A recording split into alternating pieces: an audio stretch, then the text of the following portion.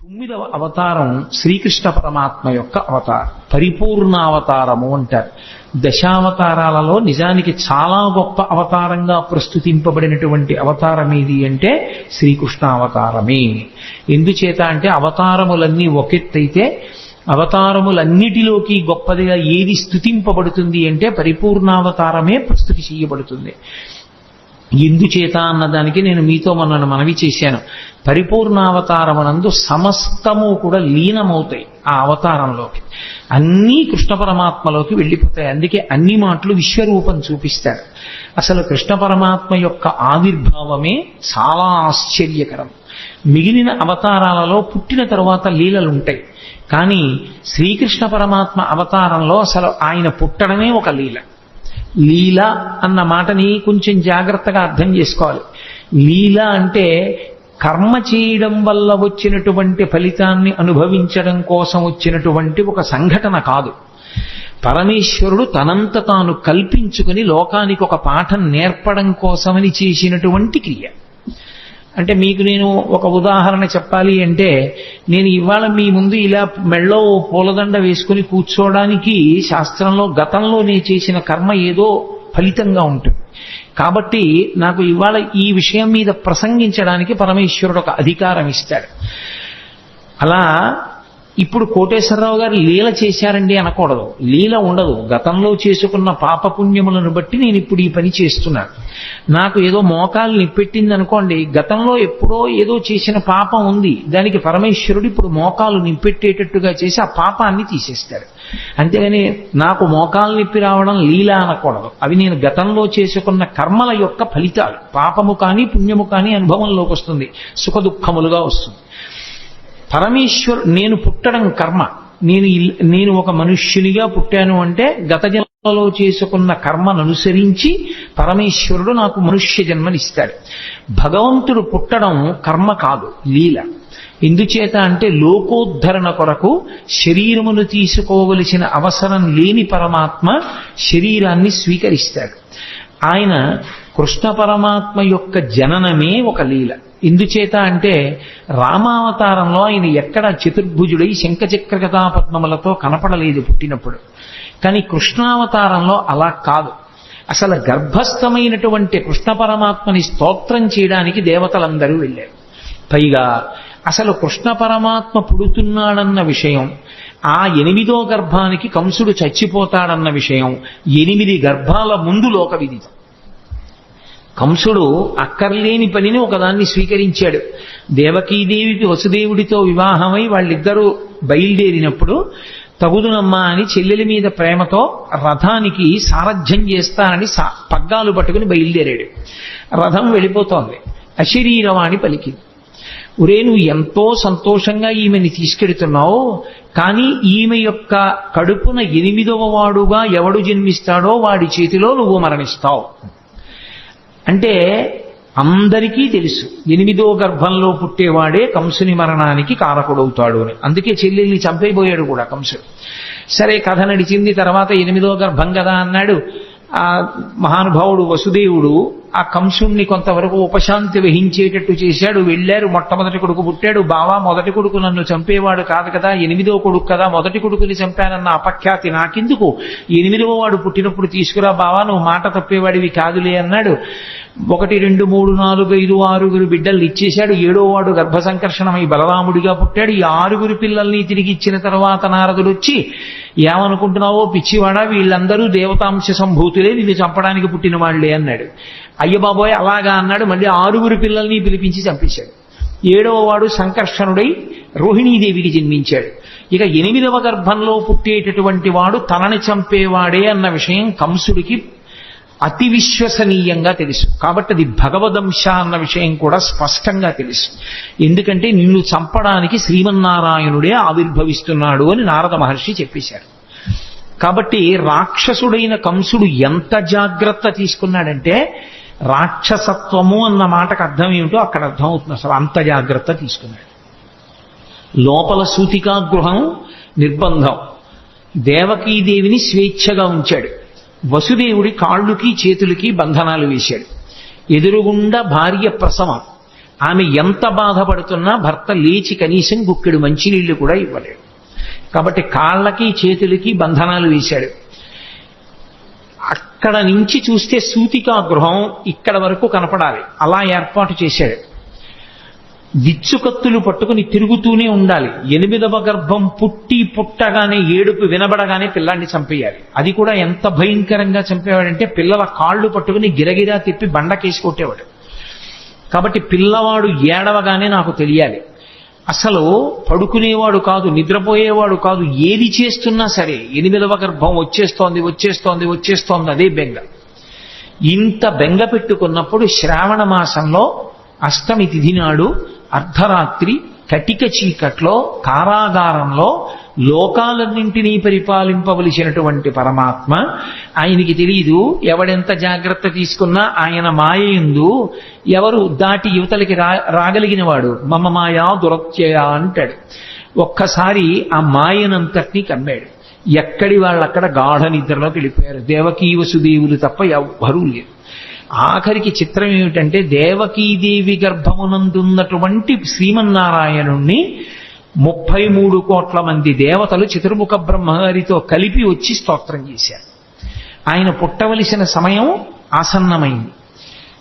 ఏ విధమైనటువంటి ఇబ్బంది లేకుండా శిశోదయం అయిపోయింది. పిల్లాడు పుట్టాడు. లోకంలో ఎక్కడైనా పిల్లవాడు పుడితే తల్లిదండ్రులు సంతోషిస్తారు తప్ప పిల్లవాడికి తల్లిదండ్రులు నమస్కారం చేసి స్తోత్రం చేసినటువంటి సందర్భం ఉండదు. ఆఖరికి వామనమూర్తి పుట్టినప్పుడు కూడా నన్ను కన్న తండ్రి నా పాలి దైవమా నా తపప్పలంబ నా కుమార నాదు చిన్ని వడుగ నా కుల దీపక రాగదయ్య భాగ్య రాశివగుచు అంటుంది. నా కొడుకనే అంటుంది అదితి.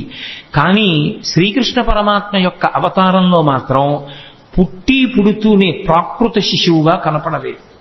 అసలు ఇలా పుడుతూనే జలధరదేహు నాజాను చతుర్బాహు సరసీరుహక్షు విశాలవక్షు జారుగదా శంఖచక్ర పద్మ విలాసు కంఠ కౌస్తుభమణి కాంతిభాను కమనీయ కటిసూత్ర కంకణ కేయూర శ్రీవత్సలంచనంచిత విహారు మరుకుండలద్వయ మరు విహారు అని ఆ మహానుభావుడు పుడుతూనే ఆయన నీలమేఘఛాయ ఎలా ఉంటుందో అటువంటి మేఘఛాయతో శంఖచక్ర గదా పద్మములతో కూడుకున్నటువంటి వాడై కటిక చీకటితో ఉన్నటువంటి ఆ కారాగారమునందు భాషించాడు.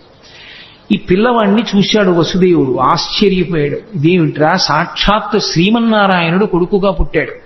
బాలు పూర్ణేందు రుచిజాలు భక్త లోకపాలు సుగుణాలవాలు కృపావిశాలు చూచి తిలకించి పులకించి చోద్యమంది ఉబ్బి చెలరేగి వసుదేవుడు ఉత్సహించి అన్నారు పోతన గారు. బాలు పూర్ణేందు రుచిజాలు భక్త లోకపాలు, భక్తుల్ని లోకాల్ని పరిపాలించగలిగినటువంటి పరమాత్మ చిన్న పిల్లవాడిగా శంఖచక్ర గదా పద్మములతోటి శ్రీమన్నారాయణుడిగా ఆవిర్భవిస్తే వసుదేవుడు ఆశ్చర్యపోయి ఆ పిల్లవాడిని పట్టుకుని స్తోత్రం చేశాడు. సర్వము నీలోనిదిగా సర్వాత్మడమాత్మమత్తు సంపన్నుడవై సర్వమయుడగు నీకును సర్వేశ్వర లీవులోను సంధులు వెలయన్నన్నాడు.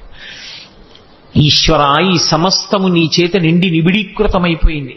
అటువంటి వాడివి మా కోసం నువ్వు కొడుకుగా పుట్టావా అని స్తోత్రం చేశాడు. దేవకీదేవి స్తోత్రం చేసింది. అసలు ఆ స్వరూపం ఎంత మంగళప్రదంగా ఉంటుందో చూపించారు పోతన గారు.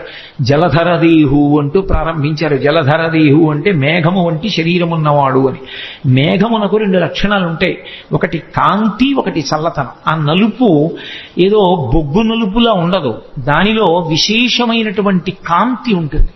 కాంతి ఉంది కదా అని వెచ్చతనం ఉండదు, చల్లతనం ఉంటుంది. ఆయన యందు 2 ఉన్నాయి. ఒకటి కాంతి భా, అదే ఆచార్యతత్వమై కృష్ణం వందే జగద్గురుం అయింది. 2వది చల్లతనం, అదే భక్తుల్ని పరిపాలించేటటువంటి గుణంగా ప్రకాశించింది. అందుకే శ్రీకృష్ణ పరమాత్మ పాండవులని ఆదుకోవడానికి పడినటువంటి కష్టాలు అన్నీ ఇన్నీకో, అన్ని కష్టాలు పడ్డాడు మహానుభావుడు. జలధరదేహు నాజాను చతుర్బాహు సరసీరుహక్షు విశాలవక్షు జారు గదా శంఖచక్ర పద్మ విలాసు కంఠ కౌస్తుభమణి కాంతిభాను కమనీయ కటిసూత్ర కంకణ కేయూర శ్రీవత్సలంచనంచిత విహారు మరుకుండల ప్రభాయుత కుండల లలాటు వైఢూర్య మణిగణ వరకిరీటు బాలు పూర్ణేందు రుచిజాలు భక్త లోకపాలు సుగుణాలవాలు కృపావిశాలు చూచి తిలకించి పులకించి చూజ్యమంది ఉబ్బి చెలరేగి వసుదేవుడు ఉత్సహించే అని ఆ చిన్ని కృష్ణుణ్ణి చూసినటువంటి వసుదేవుడు పరమ సంతోషాన్ని పొందాడు. దేవకీదేవి అంత ఆనందాన్ని పొందింది. వాళ్ళకి కొడుకుగా పుట్టినటువంటి కృష్ణ పరమాత్మ దేవకీ వసుదేవులతో చెప్పాడు, నేను ఇది 3వసారి మీ కడుపున పుట్టడం. ఏ తల్లిదండ్రులు కన్నారో ఆ తల్లిదండ్రులకు తెలియదు. ఏ పిల్లవాడు పుట్టాడో ఆయన తల్లిదండ్రులతో చెప్తున్నాడు. ఇది లోకంలో ఎక్కడా జరగదు. అంత విచిత్రమైనటువంటి లీల. తల్లిదండ్రులు ఎక్కడైనా మా కొడుకని వాళ్ళకి తెలుస్తుంది. పిల్లవాడికి నేను వీళ్ళ బిడ్డన్నన్న విషయం కూడా వాడికి తెలియదు. వాడిని నిజంగా పొత్తిళ్లలోనే ఇంకోళ్ళు తీసుకెళ్లి పెంచారనుకోండి, ఎవరు పెంచారో వాళ్లే తల్లిదండ్రులు అనుకుంటాడు వాడు. అటువంటిది ఈ చిన్ని కృష్ణుడు దేవకీ వసుదేవులకు చెప్పాడు. ఎందుకని పరమాత్మ స్వరూపం గనక. నేను 3వసారి మీ కడుపున పుట్టాను. ఒకసారి ఈయన పేరు కృష్ణి, నీ పేరు కృష్ణి దేవకీదేవి, ఆయన పేరు సుతపుడు వసుదేవుడు. మీ ఇద్దరు నా గురించి 12,000 దివ్య సంవత్సరములు తపస్సు చేశారు. నేను మీకు ప్రత్యక్షం అయ్యాను. ఏం కావాలని అడిగాను. నీలాంటి కొడుకు కావాలన్నారు. మీరు మోక్షం అడగలేదు. నాలాంటి కొడుకు నేను తప్ప ఇంకొకడు లేడు. అందుకని నేనే మీ కడుపున 3 మార్లు పుడతానని వరమిచ్చాను. ఆ జన్మలో మీకు పృష్ణి గర్భుడు అన్న పేరుతో పుట్టాను. వేరొకసారి మీరు మరిచిపోయినా నేను మర్చిపోలేదు. మీరు కశ్యప ప్రజాపతి అదితిగా ఉండగా వామనమూర్తిగా పుట్టాను. 3వ మాట ఇదే చిట్ట చివరిసారి మీ కడుపున నేను పుట్టడం. ఇది 3వసారి పుట్టాను. ఈ జన్మలో నా పేరు శ్రీకృష్ణుడు అని పిలుస్తారు. మీరిద్దరూ దేవకీ వసుదేవులని పిలవబడ్డారు. ఈ 3వ జన్మలో నేను శ్రీకృష్ణ పరమాత్మగా మీ కడుపున ఆవిర్భవించినప్పుడు చేసినటువంటి లీలల్ని మీరు నిరంతరం స్మరించిన కారణం చేత మీ మనసుని పట్టినటువంటి పాపరాశి ధ్వంసమై ఇక మళ్లీ పుట్టవలసిన అవసరం లేని పునరావృత్తి రహిత శాశ్వతమైనటువంటి శివసాయుజ్య స్థితిని మోక్ష రూపంలో మీరు పొందుతారు. కాబట్టి నా లీలను స్మరించడమే మీకు ఉత్తమోత్తమైనటువంటి లక్షణం అన్నాడు. పరమాత్మ ఆ జన్మలో వాళ్ళకి పిల్లాడిగా పుట్టి కూడా నేను మీ దగ్గర పెరగను. ఓ వసుదేవా, నువ్వు నన్ను తీసుకుని తల మీద పెట్టుకో. తెలుగు భాగవతంలో అయితే ఆంధ్ర భాగవతంలో గుండెల మీద పెట్టుకున్నాడు అని. నన్ను తీసుకుని ఈ అంతఃపురం నుంచి బయటికి వెళ్ళిపో. రాజ్యానికి సరిహద్దులో యమునా నది ప్రవహిస్తోంది మధురా నగరం దగ్గర. ఆ యమునా నది త్రోవ ఇస్తుంది, దాటి నందవ్రజానికి చేరుకో. నందవ్రజంలో ఇదే సమయానికి యోగమాయ పుట్టింది. అందుకే నారాయణ నారాయణి అన్నా చెల్లెళ్ళు పార్వతీదేవి శ్రీ మహావిష్ణువు. యోగమాయ పుట్టి ఉన్నది. నన్ను తీసుకెళ్లి అక్కడ పడుకోబెట్టి ఆ ఆడపిల్లని తీసుకెళ్లి మళ్ళీ వెనక్కి వచ్చేసిన తరువాత మళ్లీ నువ్వు అంతఃపురంలోకి వచ్చి కాళ్ళకి చేతులకి సంకెళ్ళు పడిపోయి యథాస్థితిని పొందిన తరువాత ఆడపిల్ల ఏడుస్తుంది. ఏడిచిన తరువాత కంసుడు లేస్తాడు. కాబట్టి నన్ను తీసుకెళ్లి నందవ్రజంలో విడిచిపెట్టాయి అన్నాడు. సరేనన్నాడు. ఆ పిల్లవాడిని తీసుకున్నాడు. బయటికి బయలుదేరాడు. ఆశౌరికి తెరవసగెను ప్రకాశోద్దత తుంగ భంగ కలిత ధరాసాకాశయగు యమున మును సీతేశునకు పయోధి త్రోవ ఇచ్చిన భంగిన్నన్నారు పోతన గారు. సముద్రం ఎలా రామచంద్రమూర్తికి దారిచ్చేసిందో అలా యమునా నది కూడా దారిచ్చేసింది. ఎవరికి? కృష్ణ పరమాత్మని తల మీద పెట్టుకున్నటువంటి వసుదేవుడికి. అందుకే రామచంద్రమూర్తికి ఎక్కువ సంబంధం గోదావరి సరయూ నది. కృష్ణ పరమాత్మకి ఆద్యంతము సంబంధము యమునా నది. యమునా నదితో ఆయనకి సంబంధం ఉండడానికి కారణం ఒక్కటే. యముడు యమున వీళ్ళిద్దరూ అన్నా చెల్లి. వీళ్ళిద్దరూ సూర్య భగవానుడి యొక్క బిడ్డలు. యమున ముందుకు నడిచి వెళ్ళిపోతూ ఉంటుంది. కాలము వెనక్కి రాదు. గంగ అలా కాదు. గంగ ముందుకు వెళ్ళి వెనక్కి ఎడుతుంది. కాశీలో దక్షిణానికి వెడుతున్న గంగ మళ్ళీ వెనక్కి తిరిగి ఉత్తరానికి వెళ్ళింది. గంగ దక్షిణానికి వెళ్ళింది అంటే జనన మరణ శోక సంసార స్వరూపం. ఉత్తరానికి తిరగడం అంటే మృత్యువునంత పోగొట్టగలిగినటువంటి పరమేశ్వర స్థానాన్ని, కైలాసాన్ని చూడడం. అక్కడ తిరిగింది కాబట్టి ఉత్తరానికి కాశీపట్టణంలో ప్రవహించేటటువంటి గంగకి ఒక ప్రత్యేకమైనటువంటి ప్రాముఖ్యత ఏర్పడింది. అందుకే కాశీగంగా అంటుంటారు. యమున అలా కాదు, ముందుకే వెడుతుంది. అందుకే యమున కాలస్వరూపం. యమునని దాటలేరెవరు. కాలాన్ని దాటడం ఎవరికి సాధ్యం కాదు. కాలమును దాటేశాడు అంటే ఇక పుట్టడు అని గుర్తు. మోక్షాన్ని పొందాడు అని. కాలమునందు పడిపోయి మళ్ళీ కాలమునందు పుడుతూ ఉంటాడు. పునరపి జననం పునరపి మరణం పునరపి జననీ జఠరేశయనం. కానీ ఎవరు కృష్ణ పరమాత్మని తలయందు ధరిస్తారో వారు మాత్రము కాలము దారిచ్చేస్తుంది. అంటే ఇక వాళ్ళు పుట్టవలసిన అవసరం ఉండదు. అందుకే రాసలీల కూడా ఎక్కడ చేస్తాడు అంటే యమునా నది ఒడ్డునే చేస్తాడు. రాసలీల అంటే ఏదో ఒళ్ళు కొవ్వెక్కి ఆడవాళ్లతో కలిసి ఆడినటువంటి క్రీడ కాదది. రాసలీల అంటే ఎంతమంది జీవులు తరించడానికి సిద్ధంగా ఉన్నారో, ఎంతమంది ఆ భక్తి పరిపక్వతని పొందారో అంతమంది పరమాత్మ యొక్క బ్రహ్మానందాన్ని అనుభవించేటటువంటి స్థితిని భాగవతంలో రాసలీలా ఘట్టంగా తీసుకొచ్చారు. అందుకే అంగనామంగనా మంతరే మాధవం అంటాడు లీలాశుకుడు. ఇటు పక్కన ఒక అంగన, ఇటు పక్కన ఒక అంగన ఉంటే మధ్యలో కృష్ణుడు ఉంటాడు. కృష్ణుడికి మధ్యలో అంగన ఉంటుంది. అంటే ఎంతమంది జీవులు బ్రహ్మానంద స్థితిలో ఉంటారో అంతమందిని బ్రహ్మానంద స్థితిలో పరమేశ్వరుణ్ణి అనుభవిస్తూ ఉంటారు. ఆ స్థితిని ఆవిష్కరించేటటువంటి అద్భుత ప్రక్రియ రాసలీల. అది కాలాతీత స్థితిని చూపిస్తుంది. కాబట్టి యమున ఒడ్డునే చేస్తాడు కృష్ణ పరమాత్మ. అంతటి మహానుభావుడు. అదే ఆయనలో ఉన్నటువంటి మెరుపు. అందుకే కృష్ణుని యొక్క లీలలను అర్థమై తెలుసుకుంటే జ్ఞానము కలుగుతుంది. ఒకవేళ వాటి లోపల ఉన్న విశేషం తెలియకపోయినా పరమభక్తితో కృష్ణలీలల్ని విన్నంత మాత్రం చేత ఒక లక్షణం కలుగుతుంది. అది మీరు తెలిసి వినండి, తెలియక వినండి. మీరు మనసు మాత్రం ఆర్ద్రతతో సంస్కారవంతంగా భక్తితో ఆ లీలల్ని వింటే, కృష్ణ పరమాత్మ యొక్క స్పర్శ మనసుకి తగిలితే, ఆయన తగలగానే పాపమంతా కూడా తొలగిపోతుంది. అందుకే కృష్ణలీలల్ని ఎందుకంత గొప్పగా చెప్పుకుంటారు లోకంలో అంటే, కృష్ణలీలలు మనసుకి తగిలితే, మనసుకి కృష్ణుడితో సంపర్కం ఏర్పడితే అది పాప దాహకత్వానికి కారణమవుతుంది. అందుకు మహానుభావుడు అన్ని లీలలు చేశాడు. అది ద్వాపర యుగంలో జరిగింది. కలియుగంలోకి వచ్చేటప్పటికి భాగవతం పేరుతో వాటిని వింటాం. అందులో ప్రధానమైనటువంటివి జారలీల, చోరలీల. మీరు చూడండి, జారలీల అంటే సాధారణంగా ఎప్పుడు స్మరిస్తారంటే రాత్రి వేళ స్మరిస్తారు. ఏదో కృష్ణుడు ఇంతమంది గోపికలతో తిరిగాడని. చోరలీల అంటే తెల్లవారగానే స్మరిస్తారు. ఏదో పక్కింట్లో లేకపోతే పక్క సందులో కుక్కలు ఎక్కువ మురిగాయి అనుకోండి, ఏమిటి రాత్రి కుక్కలు అన్ని మురిగాయి, ఏమైనా దొంగతనం జరిగిందా అంటారు. చోరలీల తెల్లవారుజామున స్మరింపబడుతుంది, జారలీల రాత్రి స్మరింపబడుతుంది.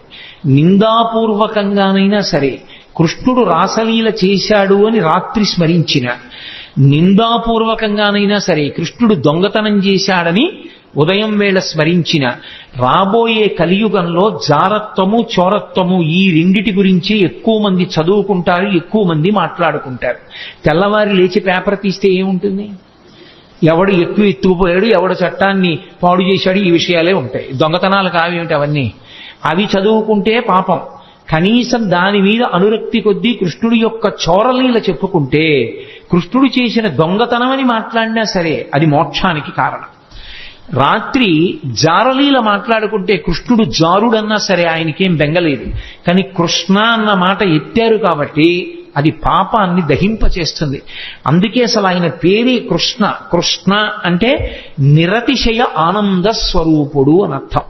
అది నిరతిశయ ఆనందం. ఆ ఆనందంలో ఇంకా ఎక్కడా కూడా దుఃఖ స్పర్శ అనేటటువంటిది ఉండదు. అంత మహాద్భుతమైనటువంటి అవతారం శ్రీకృష్ణావతారం. అటువంటి శ్రీకృష్ణావతారం యమునా నదితో ఎక్కువగా సంబంధాన్ని కలిగి ఉంటుంది. అందుకే మళ్ళీ ఒకసారి వెనక్కి రండి. వసుదేవుడు చెప్తే ఆ కృష్ణ పరమాత్మని తల మీద పెట్టుకుని వసుదేవుడు బయలుదేరి వెడుతుంటే యమున దారిచ్చింది. యమున దారిచ్చింది అన్న మాటకు అర్థం ఏంటంటే కాలము దారి విడిచిపెట్టేసింది అని. ఎవరికి కృష్ణుడు తల మీద ఉంటాడో వాడికి కాలము దారి విడిచిపెడుతుంది. నందవ్రజానికి వెళ్ళాడు. ఏమి ఎందుకు ఉండకూడదు మధురానగరంలో? మధురానగరంలో కృష్ణుడు ఉండడు. ఎంతకాలం ఉండడు? కృష్ణుడు ఎంతకాలం ఉండడు అంటే కంసుడు ఉన్నంత కాలము కృష్ణుడు ఉండడు. కంసుడు మధురని విడిచిపెట్టేస్తే, కంస సంహారం అయిపోతే కృష్ణుడు మధురలోనే ఉంటాడు. కంసుడు మధురని పరిపాలించినంత కాలం కృష్ణుడు నందవ్రజంలో ఉంటాడు. దాని అర్థం ఏమిటంటే మధ్యలో యమునా నది ఉంటుంది. నందవ్రజంలో ఉండడము అన్న మాటకు అర్థం ఏమిటంటే ఎప్పుడూ భగవద్భక్తితో అరమరికలు లేకుండా సంతోషంగా ఉండేటటువంటి వాళ్ళు సద్గుణోపేతులు ఎక్కడున్నారో అక్కడ భగవానుడు ఉంటాడు. తప్ప కామంతో ఉండేటటువంటి వాళ్ళు, ఎప్పుడూ కోరికలతో ఉండేటటువంటి వాళ్ళు ఉన్న చోట భగవానుడు ఉండలేడు. అందుకే మధుర అంటే తీయనైనది అని. మధురమైన తలంపులతో కంసుడు గత జన్మలో కాలనేమి కోర్కెలతో వెంపర్లాడుతూ కంసుడు మధురని పరిపాలించినంత కాలం కృష్ణుడు ఉండడు, నందవ్రజంలో ఉంటాడు.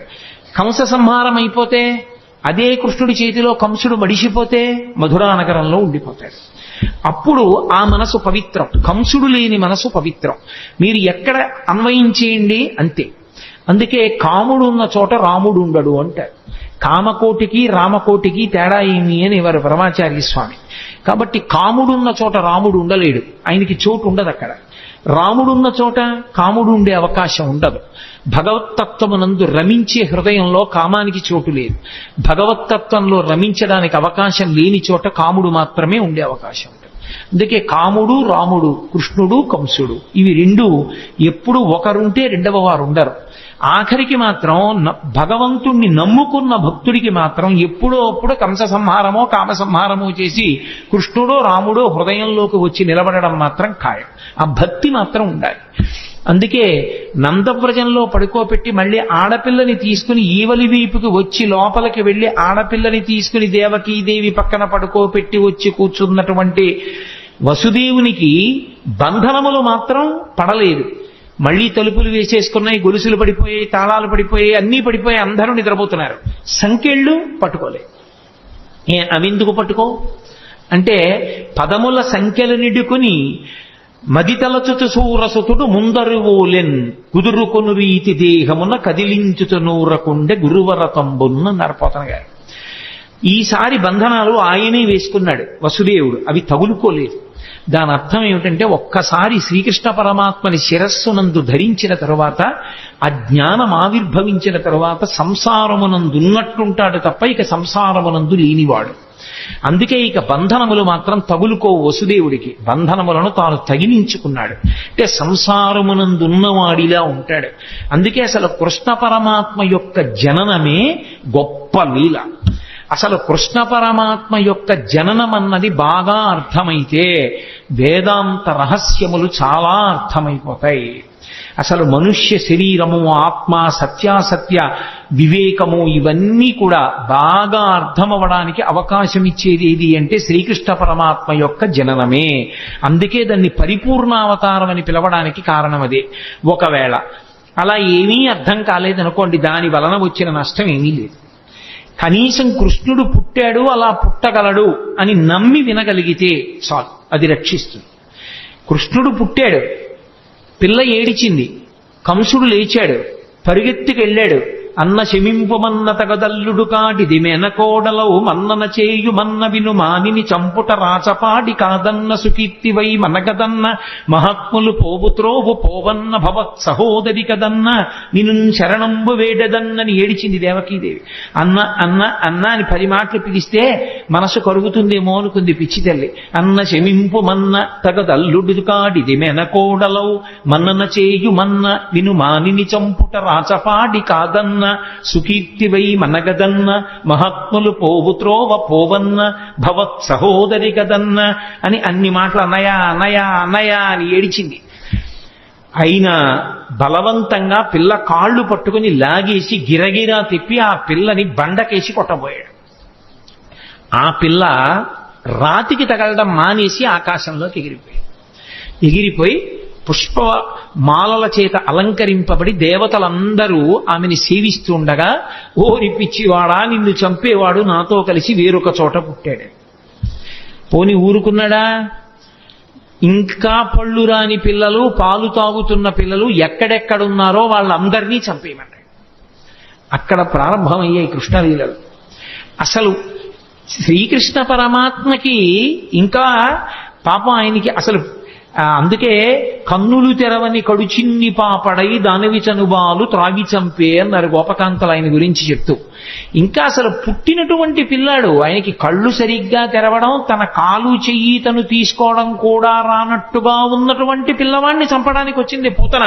సిరిమమ్ముం బ్రతకంగ చూచటకొనై శృంగార వేషంబుతో నరుదే నోపునటంచు గోపికలు చిక్పల్రాక మోహించి తత్పరలై చూడ లతంగిపోయి కనియన్ పర్యంక మధ్యంబునన్ భరు భస్మానుల తేజు దుర్జనవధ ప్రారంభకున్ డింబకున్ అంటారు పోతనయ్య.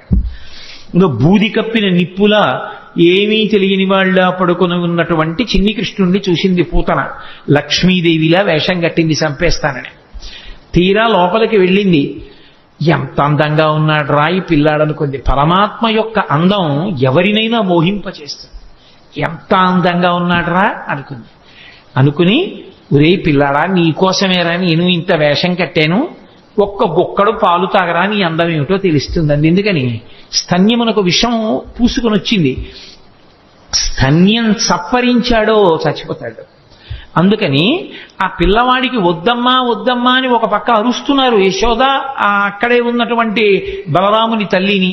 అయినా సరే రోహిణీదేవి అంటున్నా వినకుండా పిల్లవాడిని తీసుకుని తన స్తన్యం ఇచ్చి పాలివ్వడానికి ప్రయత్నించింది. ఆయనకి తెలియదు, ఎంత పసిపిల్లవాడి రూపంలో ఇంకా కళ్ళు విప్పడం కూడా చేత కానటువంటి వాడిగా ఉన్నప్పటికీ వచ్చినదెవరో, ఎందుకు ఎత్తుకుందో, ఎందుకు పాలిస్తుందో ఆయనకి తెలియదు. అది కృష్ణలీలలంటే. అవి అంత పసిపిల్లవాడిగా ఉన్నప్పటికీ సర్వజ్ఞుడు. రామచంద్రమూర్తి అయితే అలా ఉండడు, గురువుల దగ్గర నేర్చుకుంటాడు. కృష్ణుడు అలా కాదు, పసిపిల్లవాడిగా ఉంటూ రాక్షస సంహారం మొదలుపెట్టేశాడు. అందుకే ఆ లోకేశ్వరుడా చరాచర విభుండా బాల గోపాలుడా బాలధ్వంసరి గొంతు గంటిడి వెసన్ బాలెంత చందంబునన్ పాలిండ్లన్ విసమూని వచ్చుటమదించింతించి లోనవ్వుచున్ కాలంకేల కదల్పరాని కరణిన్ కన్మోడ్చి గుర్పెట్టుచున్ అన్నారు పోతన గారు. ఆ వచ్చినటువంటి పూతన విషాన్ని స్తన్యంలో పెట్టుకుని వచ్చిందని తెలుసు, తన్ని చంపడానికి వచ్చిందని తెలుసు. కానీ ఏమీ తెలియనటువంటి పిల్లవాళ్ళ కళ్ళు గట్టిగా మూసుకుని గుర్రు పెట్టి పిల్లలు, చంటి పిల్లలు నిద్రపోతున్నప్పుడు చిన్న గుర్ర గుర్రని చప్పుడు వస్తుంది. ఆ గుర్ర గుర్రని చప్పుడు చేస్తూ గాఢ నిద్రలో ఉన్నవాళ్ళ తన కాలు చెయ్యి తనకి కదపడం చేత కాని వాడిలా ఉన్నాడు. ఎందుకని పిల్లలకు అలవాటు ఉంటుంది, ఈ బొటనవేలు ఇక్కడికి తెచ్చి నోట్లో పెట్టుకోవాలని వాళ్ళ తాపత్రయం. కానీ వాళ్ళ చెయ్యే, వాళ్ళ నోరే, కానీ ఈ చెయ్యి ఇక్కడికి వెళ్ళదు. ఎందుకనంటే వాళ్ళకి ఆ బలం ఉండదు. లేక చెయ్యి ఇలా ఇలా ఇలా ఇలా పోతుంది. పోయి ఇక్కడ పెట్టుకుందాం అంటే ఇలా పోతుంది. అది పోయేటప్పటికి వాడు ఏదో ఇంకొకడెవడో వాడి చెయ్యి లాగేశాడన్నట్టుగా ఏడవడం మొదలు పెడతాడు. కాలంగేల కదల్పరాని కరణిన్ కన్మోడ్చి గుర్పెట్టుచున్. తన కాలు చెయ్యి తనకి సక్రమంగా కదపడం చేత కాని పిల్లవాడు ఎలా ఏడుస్తాడో అలా అంతమాయకంగా ఉన్నవాడు ఇలా నిద్రపోతున్నప్పటికీ కూడా తనకి పాలివ్వడానికి వచ్చినటువంటి పూతనా స్తన్యముల ఎందు విషం పెట్టుకుని వచ్చిందని తెలుసుకున్నటువంటి పరిపూర్ణ జ్ఞానము కలిగినటువంటి కృష్ణ పరమాత్మ అక్కడ పక్క మీద అలా పడుకుని నిద్రపోతుంటే ఏమీ తెలియని దానిలా వచ్చి ఎత్తుకుని పాలివ్వడం మొదలుపెట్టింది. నిజంగా ఆ చిన్ని కృష్ణుని యొక్క మూర్తి మన మనస్సు మీద ముద్రపడాలని పోతన గారి తాపత్రయం. ఎంత లైవ్ టెలికాస్ట్ ఆయన ప్రసారం చేశారు. శాబ్దిక ప్రత్యక్ష ప్రసారం భాగవతం. మేల్కొన్న తెలగున మెర్లన కరువిచ్చి క్రిగంట చూచుచు గిదిసి నీల్గి ఆవులించుచు చేతుల అకసంబున జాచి యొదిగిలియ కన్న యోజనూది బిగిచన్ను కబకేల కబళించి పీడించి గొక్క గొక్కకు గుటుకు గుటుకు మనుచు ఒక రెండు గుక్కలను విధ ప్రాణముల సైతము మీనిలో సత్వమెల్ల త్రావెనదియును గుండెలు తల్లడిల్ల ఇతర బాలుర క్రియవాడ వీవు కావు చన్ను విడువుము విడువుము చాలుననుచు. ఆ పిల్లవాడికి చిన్ని కృష్ణుడు నిద్ర లేచినటువంటి సందర్భాన్ని అంత హృద్యంగా వర్ణించారు. బాగా నిద్రపోతున్న పెద్దవాడిని వెళ్ళి లేపామనుకోండి, బుద్ధుందా లేదా, ఎందుకు అలా లేపుతామని కోప్పడతాడు. పసిపిల్లలు అలా కాదు, బాగా నిద్రపోతున్నా వీడు పొద్దున్న ఎప్పుడో 7ంటికి పాలు తాగాడు, కానీ ఇవాళ ఏమిటి ఇలా గుర్రు పెట్టి నిద్రపోతున్నాడు, వీడు 9 అయిపోయింది, పిల్లాడికి ఆకలేస్తుందని అమ్మ లేపేస్తుంది. లేపేసి పాలిద్దామని ఒళ్ళో పడుకోబెట్టుకుంటే వాడు ఏం ఏడవాడు లేపేసిందని. కానీ వాడి ఎంత బద్ధకం, ఏదో పెద్ద అలిసిపోయిన వాళ్ళలాగా ఆ విప్పలేక కళ్ళు విప్పినటువంటి వాళ్ళలాగా ఆ కళ్ళు ఇలా విప్పి ఇలా విన్నుపం ఇలా విరుచుకుని గిదిసి నీల్గి ఆవులించుచు చేతులు ఆకాశంబున చాపి ఆ చిన్ని నోరింత ఆవలించి 2 చేతులు ఇలా ఆకాశంలోకి ఎత్తి ఏమిటో ఇలా ఆడించి ఓసారి చేతులు ఆకాశంబున జాచి ఎదిగిలియాకొన్న యోజనూది బిగిచన్ను కవకేల కబళించి పీడించి గొక్కకు గుటుకు మనుచు. పోతన గారికి వినపడింది ఆ గుటుక్కుమన్న చప్పుడు కూడా. ఆ స్తన్యాన్ని ఆ చిన్ని పూల పొట్లం లాంటి చేత్తో పట్టుకుని గుటుక్కుమంటూ 2 గుక్కలు తాగాడు అంతే. ఇప్పటి వరకు అందరికీ పాలిచ్చి చంపిన పూతన ఇతర బాలుల క్రియవాడవివు కావు. ఓరి నాయనో, ఎంతో మందిని చంపాను కానీ నువ్వేమిట్రోయ్ 2 గుటకలు లాగేటప్పటికీ నా ప్రాణాలన్నీ పోతున్నాయి, వదులు అంటోంది ఆవిడ. గొక్కకు గుటుకు మనచు ఒక 2 గుక్కల నువిద ప్రాణముల సైతము మేనిలో సత్వమెల్ల త్రావె నదియును గుండెలు తల్లడిల్ల ఇతర బాలుల క్రియవాడవివు కాదు. చన్ను విడువుము చాలు నన్నుచు. చాలు వదిలేరా అని ఆవిడంటుంది. పట్టి విడవరాదు నా చెయ్యి అని ఆయన వదిలిపెడతాడా? ఆయన విడిచిపెట్టలేదు. ఆఖరికి ఆ శరీరం 13 కిలోమీటర్ల దూరం పడిపోయింది పోతన. అవి బాల్య లీలలంటే కృష్ణుని యొక్క లీలలు అంత అద్భుతంగా ఉంటాయి. ఏమీ ఎరగని వాళ్ళ పోతన శరీరం మీద పడి ఏడుస్తూ ఆడుకుంటున్నాడు. పాపం 13 కిలోమీటర్ల శరీరం దాని మీద ఎక్కి పెరిగెత్తింది ఆ పిచ్చి తల్లి యశోదాదేవి. ఆ గోపాల బాలురు గోపకాంతలు ఇంతమంది వెతికారు. నేలంగూలిన మీటి పెన్నురమపై నిర్భీతి క్రీడించు ఓ బాలారమ్మని మూపు చేర్చుకొని సంస్పర్శించి ఆరార్చుచున్ గోలాంగూలము తిప్పి గోరదములంజల్లించి గోమూత్రముంజల్లి తద్బాలాంగంబుల గోమయంబలదిరా 12 నామంబులన్. ఎక్కడ పిల్లవాడు బెంగపెట్టేసుకున్నాడో, ఎక్కడ భయపడిపోయాడో, ఇంత పెద్ద శరీరం మీద పడిపోయాడని పాపం ఆ పిచ్చి తల్లి యశోద గోపకాంతలు ఆయన్ని పగపగబా తీసుకెళ్లి ఓ ఆవు దగ్గరికి తీసుకెళ్లి దాని వెనకాతల కూర్చోబెట్టి తోక దాని ఆయన చుట్టూ తిప్పి ఆ పేడ తీసుకొచ్చి ఆవు మూత్రం తీసుకొచ్చి ఆయన 12 అవయవాల మీద పెట్టి ఏదో శిరస్సును కేశవుడు రక్షించుగాక, హృదయమును గోవిందుడు రక్షించుగాక, మోకాళ్లను అదోక్షజుడు రక్షించుగాక, ఆయన 12 నామాలతోటే ఆయనకి రక్ష పెట్టారు. ఏమీ తెలియని వాళ్ళలాగా నిజంగా అమాయకంగా ఉన్న వాళ్ళలాగే ఆయన అమ్మతోటి అంతరక్ష పెట్టించుకున్నాడు.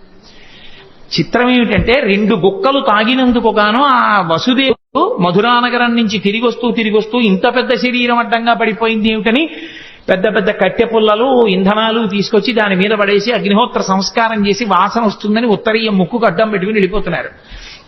రగిలి పొగులు మగువ దేహము నుండి అగరు పరిమళముల పగలు వెడలే దేహకల్మషములు శ్రీహరిముఖమున త్రామబడుట చేసి భూవరేణ్య అంటారు పోతన గారు. 2 గుక్కలలో నేను నాది అన్న అహంకార మమకారాలన్నీ తాగేశాడు కాబట్టి ఆమె శరీరమునందు ఏ కల్మషం లేదు. అందుకే ఆమె శరీరం కాలిపోతుంటే అగరవత్తులు కాలిపోతున్న సువాసనలు వచ్చాయి. కన్న తల్లి ఏ స్థితి పొందుతుందో అటువంటి స్థితి పూతన పొందేసింది. దీని లోపల ఉన్నటువంటి తత్వం అర్థం అవ్వచ్చు, అర్థం కాకపోవచ్చు. కానీ చిన్ని కృష్ణుడు పాలు తాగి పూతనా సంహారం చేసినటువంటి సందర్భాన్ని వింటున్నప్పుడు మనసు రమించి ఆ చిన్ని కృష్ణుడి మీద హత్తుకుందనుకోండి, చాలు. ఆ కృష్ణ పాద స్పర్శ చాలు సమస్త పాపములను తొలగతోస్తుంది. అంత శక్తివంతము. అందుకే అసలు పెద్దవాడైపోయినటువంటి కృష్ణ పరమాత్మ చేసినటువంటి లీలల గురించి చెప్పుకున్న కన్నా శ్రీకృష్ణుని యొక్క బాల్యలీలల గురించి చెప్పుకున్నట్టుగా చెప్పుకోరు పెద్దవాడి లీలలు. ఎందుచేత అంటే పెద్దవాడైపోయిన కృష్ణుని యొక్క లీలలు చాలా గంభీరంగా ఉంటాయి. చిన్ని కృష్ణుడిగా చేసినటువంటి లీలలు హృద్యంగా ఉంటాయి, ఆకర్షణీయంగా ఉంటాయి, ఆ బాలగోపాలాన్ని ఆకర్షిస్తాయి. అందుకే వ్యాసుల వారు ఎంత అనుభవించారో, పోతన గారు ఎంత అనుభవించారో, మధుసూదన సరస్వతి ఎంత అనుభవించారో, లీలాశుకుడు ఎంత అనుభవించాడో, బాల్యలీలలకు ఉన్నంత గొప్ప స్థానం శ్రీకృష్ణ పరమాత్మ యొక్క అవతారంలో నిజానికి పెద్దవాడైపోయినటువంటి కృష్ణుడి యందు లేదని నేను అనను. కానీ మనం కూడా బాలకృష్ణుడి యొక్క మూర్తిని చూస్తే పొందేటటువంటి ఉత్సాహం పెద్ద కృష్ణుని యొక్క మూర్తిని చూస్తే పొందాం. బాలకృష్ణుని యొక్క లీలలు అంత అద్భుతంగా ఉంటాయి. అందుకే ఆ పోతన గారు బాలకృష్ణుడి యొక్క లీలల్ని ఎన్నిటినీ చెప్పారో. బాలురకు పాలు లేవని బాలింతలు మొరలు పెట్టపక పకన గియా బాలుండాలము చేయుచు ఆలకు గ్రేపులను విడిచెనంబోజాక్షి వారిల్లు సొచ్చి కడవల దూరంబుగ నీయి త్రాగితుదనా కడవల్ వీరింట నీసుతుండిడ వారికి వీరికి పెద్దవాదయ్య సతీ ఆడంజని మీగడ్డ పెరుగోడక నీసుతుడు త్రావి ఒక ఇంచుక తా కోడలి మూతింజరిమిన కోడలు ముచ్చనుచు అత్త కొట్టెల తాంగి. నేను వీటికి అర్థాలు చెప్పక్కర్లేదు, మీకు ఆ పద్యం చదువుతుంటేనే అర్థమైపోతుంది. స్వార్థపరులైనటువంటి అత్తాకోడళ్ళు కడవల్లో వెన్నదాచుకునేవారు. కృష్ణుడు ఎక్కడొస్తాడో అని. కృష్ణుడు ఏం చేశాడంటే రానే వచ్చాడు, ఓ రాత్రి వచ్చాడు, శుభ్రంగా వెన్నంతా తినేశాడు. వెళ్ళిపోయే ముందు కొంచెం వెన్న కోడలు మూతికి రాసి వెళ్ళిపోయాడు. అత్తగారు పొద్దున్న లేచి కడవ దగ్గరికి వెళ్ళింది. కడవలన్నీ ఖాళీ. కోడల్ని లేపడానికి వచ్చింది, మూతి మీద వెన్న ఉంది. ఆశిముత్సా రాత్రి నేను పడుకున్న తర్వాత వెన్నంతా తినేశావా అని ఆ కోడల్ని పట్టు కొట్టింది. దాచుకున్న వాళ్ళు అలా ఉంటారు. వచ్చిన అతిథుల్ని ఆదరించినటువంటి వాళ్ళు ఎంత అందంగా ఉంటారో, సంసారాలు ఎంత బాగుంటాయో చెప్పడానికి ఒక్కొక్క లీల వెనక మళ్ళీ ఒక్కొక్క తాత్పర్యం. బాలురకు పాలు లేవని బాలింతలు మొరలు పెట్టపక పకన గియా బాలుండాలము చేయుచు ఆలకు గ్రేపులను విడిచి అంబోజాక్షి.